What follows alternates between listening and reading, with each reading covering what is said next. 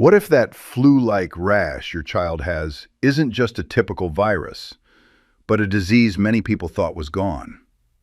Most people assume measles is a history book illness, something eradicated decades ago, particularly within school systems. This isn't happening by accident. Measles is caused by one of the most contagious viruses on the planet. If one person has it, up to 90% of unprotected people close to them can become infected. Early symptoms can be misleading. It often begins with a high fever, cough, runny nose, and red, watery eyes, symptoms that look very similar to a common cold or flu. Because of this early stealth phase, many parents may send their children to school without realizing they're already contagious. 3 to 5 days later, the telltale sign appears: a flat red rash that usually begins on the face and spreads downward across the body.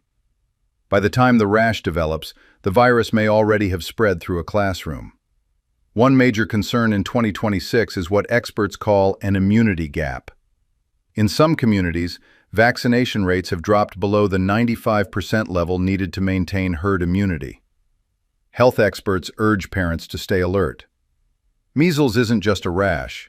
It can lead to serious complications like pneumonia or long-term immune system damage. If you found this helpful, don't forget to like, subscribe for more health tips, and share this with someone who might benefit from it. Stay healthy.